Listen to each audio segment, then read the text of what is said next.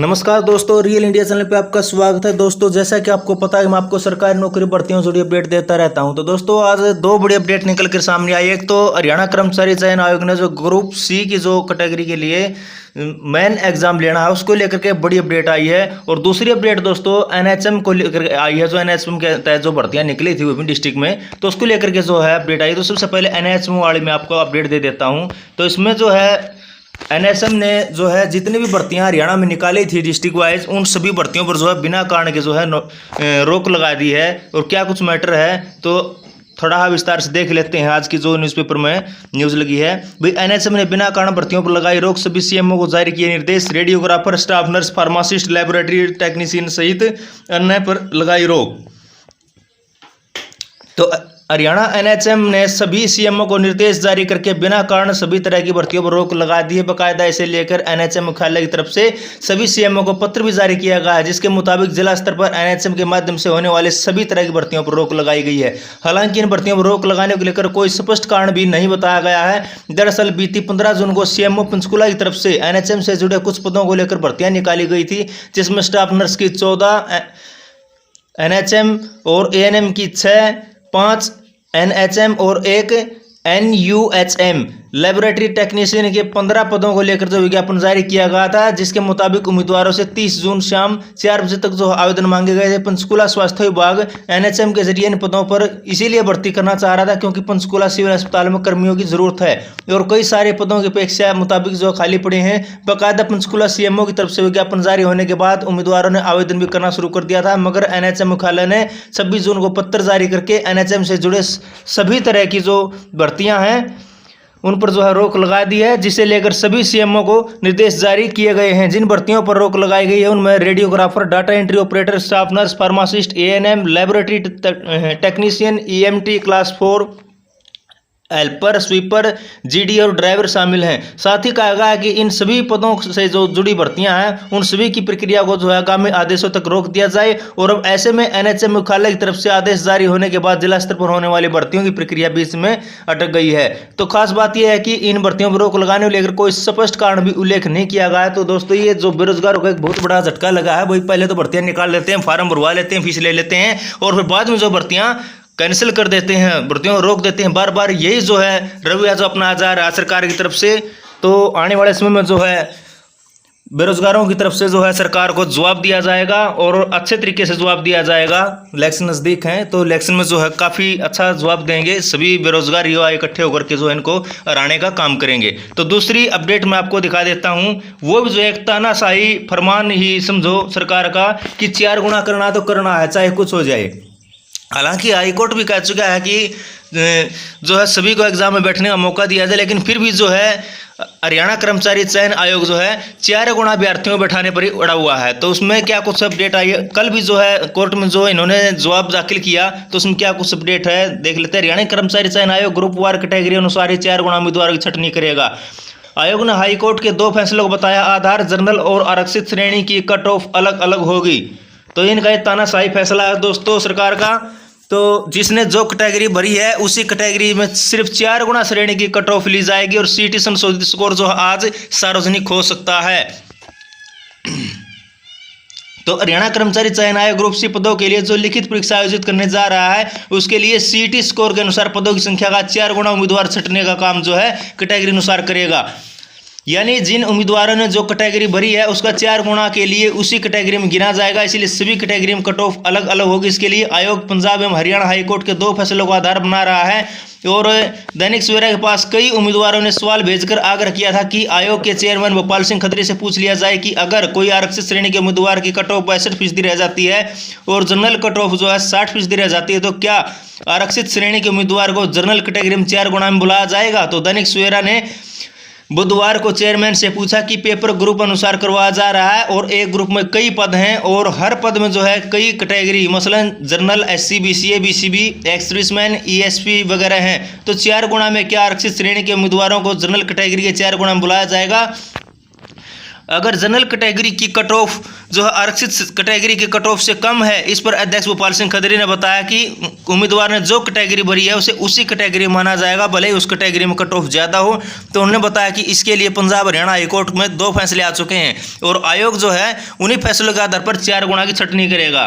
तो पंजाब एवं हरियाणा हाईकोर्ट ने ये दे रखे फैसले, क्या क्या फैसले दे रखे हैं भाई बता देता हूं आपको। पंजाब एवं हरियाणा हाईकोर्ट ने HCS एंड एलॉयड और HCS जुडिशियल के 2 अलग अलग मामलों में एक जैसे फैसले दे रखे हैं। और आयोग के अध्यक्ष भोपाल सिंह खत्री ने बताया कि HCS and alloyed service matter में 2 सितंबर 2013 को फैसला सुनाया गया था और HCS जुडिशियल में 11 फरवरी 2019 को फैसला सुनाया गया था। दोनों याचिकाकर्ताओं में जो है आरक्षित कैटेगरी के उम्मीदवारों ने चुनौती दी थी। स्क्रीनिंग टेस्ट में ज्यादा नंबर थे मगर मुख्य परीक्षा के लिए बुलाया नहीं गया। HCS जुडिशियल मैटर में याचिकाकर्ता ने कहा कि वह BCB कैटेगरी आवेदन किया था और परीक्षा 22 दिसंबर 2018 को हुई थी जिसमें 286.4 अंक प्राप्त किए थे, मगर उसे मुख्य परीक्षा के लिए नहीं बुलाया गया क्योंकि उसके कट ऑफ मार्क्स से कम थे।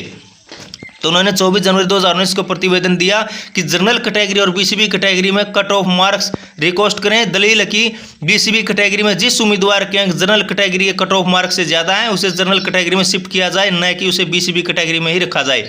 तो याचिकाकर्ता की दलील थी कि अगर BCB का उस उम्मीदवार को जनरल कैटेगरी में शिफ्ट कर लिया जाता है तब याचिकाकर्ता को मुख्य परीक्षा के लिए बुलाने वाली सीमा में आ जाता है, जिस पर हाईकोर्ट ने फैसले में कहा कि दोनों पक्षों की दलीलें सुनी और इस केस में केवल यह मामला है कि रिजर्व कैटेगरी के उम्मीदवारों को जो चयन प्रक्रिया में ज़्यादा मेरिट हासिल करते हैं को चयन प्रक्रिया की पूरी होने या क्वालिफाइंग एग्जामिनेशन या शॉर्ट लिस्टिंग या स्क्रीनिंग टेस्ट के स्टेज पर क्या जनरल कैटेगरी में नियुक्ति दी जा सकती है, भले ही उसने रिजर्व कैटेगरी में आवेदन किया और रिजर्व कैटेगरी स्लॉट में रिजर्व कैटेगरी के उम्मीदवारों को स्थान मिलना चाहिए। तो अदालत ने फैसले में लिखा कि यह एक तथ्य है कि याचिकाकर्ता केवल प्रीलिमिनरी एग्जामिनेशन को क्वालिफाई किया है जो उम्मीदवारों को मुख्य लिखित परीक्षा लेने के लिए जो है शॉर्ट लिस्टिंग के लिए बनाया गया है, और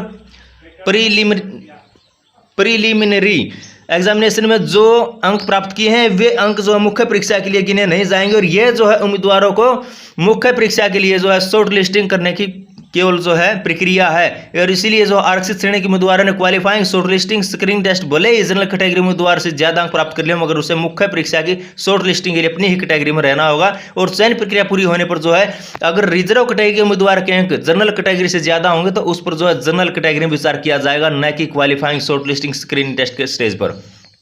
तो इस याचिका में जो है कोई मेरिट नहीं है और खारिज की जाती है।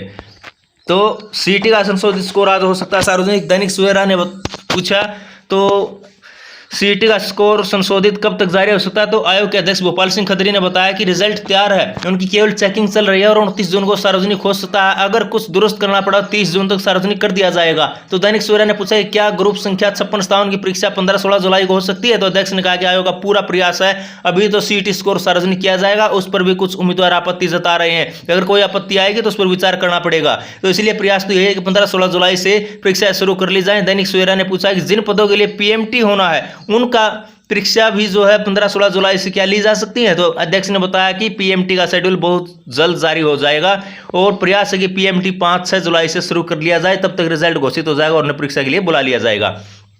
तो TGT के उम्मीदवारों की संख्या सामाजिक आर्थिक मानदंड के अंकों की सूची से कम क्यों है, तो ये जो है सवाल पूछा। तो भोपाल सिंह खत्री ने बताया कि जिन्होंने क्लेम नहीं किए थे उनका नाम भी शामिल है, तो लगभग सिर्फ 8,000 और 10,000 उम्मीदवार इस संख्या सूची में कम क्यों है। तो इस पर जो भोपाल सिंह खत्री ने बताया कि जिन उम्मीदवारों ने सामाजिक आर्थिक मानदंड के कॉलम में किसी में ने जो है यस यानी हाँ या नो नहीं मार्क किया है तो केवल उनकी सूची जारी हुई है, मगर जिन्होंने इस कॉलम में न तो यस लिखा और न ही नो लिखा है तो उनकी सूची जारी करने की आवश्यकता नहीं थी। इसीलिए उन्होंने कहा कोई कंफ्यूजन में मत रहे, सिस्टम ने केवल जो है यस और नो वाले उम्मीदवारों की सूची को उठाया है। तो TGT में अगर किसी कारणवश नौकरी न होने के अंक क्लेम नहीं कर पाए तो अब मौका मिलेगा, अध्यक्ष। दैनिक सवेरा ने पूछा कि TGT का आवेदन भरते समय कुछ उम्मीदवारों ने हिंदी और इंग्लिश में अलग अलग भाषा होने के कारण सरकारी नौकरी न होने के कॉलम में गलत टिक मार्क कर दिया और अंक क्लेम नहीं कर पाए, तो क्या उन्हें अब क्लेम करने का मौका मिलेगा, तो अध्यक्ष भोपाल सिंह खत्री ने बताया कि उन्हें मौका मिलेगा अगर उसके लिए पोर्टल नहीं खोला जाएगा, बल्कि दस्तावेज जांच के समय ऐसे उम्मीदवार क्लेम कर सकते हैं। उन्होंने कहा कि दस्तावेज जांच के समय ऐसे उम्मीदवार क्लेम छोड़ भी सकते हैं जिन्होंने गलती से क्लेम कर लिया था। उन्होंने कहा है किसी उम्मीदवार के साथ ज्यादती नहीं होगी। तो ग्रुप डी का CET सितंबर में करवाने के लिए लिखा है, अध्यक्ष। तो अध्यक्ष भोपाल सिंह खत्री ने बताया ग्रुप डी के CET के लिए सितंबर 2023 में करवाने के लिए नेशनल टेस्टिंग एजेंसी को पत्र लिखा है और अभी एनटीए ने कोई तारीख नहीं बताई है। तो उन्होंने कहा है ग्रुप डी के लिए वन टाइम रजिस्ट्रेशन 6 जुलाई तक बढ़ा दिया गया। तारीख बढ़ाने का कारण बताते हुए उन्होंने कहा कि श्रम वेबसाइट में थोड़ी दिक्कत थी, इसीलिए सभी को मौका मिल सके, पारदर्शिता बनी रहे, तारीख बढ़ाई है। तो दोस्तों ये दो बड़ी अपडेट थी।